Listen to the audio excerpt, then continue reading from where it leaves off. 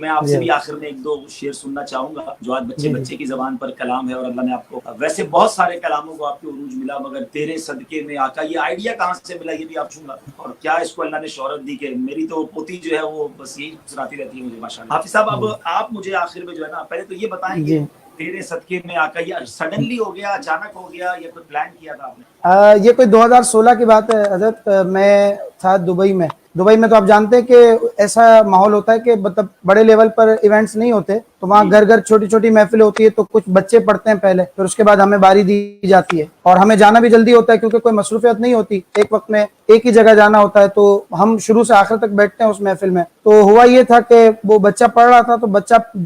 پڑھ رہے تھے وہ ذکر اللہ تبارک تعالیٰ کے ذکر کا، جو جیسے ابتدا میں کیا جاتا ہے، جیسے نفی اسبات کا ذکر ہو گیا، پھر اس کے بعد اس میں جلالت، تو اس میں جلالت کا جب ورد ہو رہا تھا اس دوران اس بچے نے اس طرح کے ایک دو اشعار پڑھے کہ جو اس سے بالکل ملتی جلتی کمپوزیشن تھی، ایگزیکٹ یہی نہیں تھی، مجھے اشعار وہ اپنی بہن سے بولے عمر، یہ بڑے مطلب اٹریکٹ کر رہے تھے جب وہ پڑھ رہا یہ تھا پہلے بچہ۔ پڑھا جاتا تھا، یہ کلام ہے کس کا لکھا ہوا؟ جی یہ سید شجر مکن پوری ہیں، ہند کے شاعر ہیں، اچھا اور جی انہوں نے اس کلام کو لکھا ہے، لیکن میری معلومات میں نہیں تھا اس وقت جب میں نے اس بچے سے سنا، تو مجھے بڑا لگا کہ کوئی ایسی چیز ہے کہ جب میں وہاں لوگوں کو سناؤں گا تو لوگ سنیں گے تو بڑے خوش ہوں گے اور زبان پر آئے گا۔ اور پھر جب بچے کی تنتنی آواز میں نے اس کو سنا نا، تو مجھے لگا کہ یہ کلام خاص بچوں کے لیے ہی ہے، کیونکہ وہ جس انداز سے پڑھ رہا تھا بچہ، تو مجھے لگا کہ جو ہے نا وہ بچے اس کو زیادہ پسند کریں گے، اور پھر کلمہ طیبہ اس کے اپنے کمالات ہوتے ہیں۔ اور پھر جب میں نے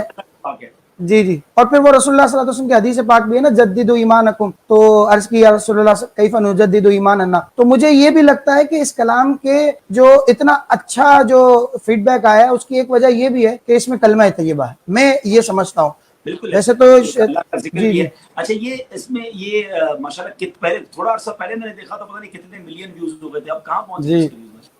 ویوز؟ میرے خیال میں شاید کوئی 75 ملین سے کراس کر گیا ہے، اور اللہ، شاید جی 7 کروڑ ناظرین ذرا غور کریں کہ ہاں ماشاءاللہ نارملی ہاں گانوں کو اور اس طرح کی بری چیزوں کو، لیکن حافظ بلال کے ماشاءاللہ اس کلام کو 75 ملین، کیا بات ہے ماشاءاللہ۔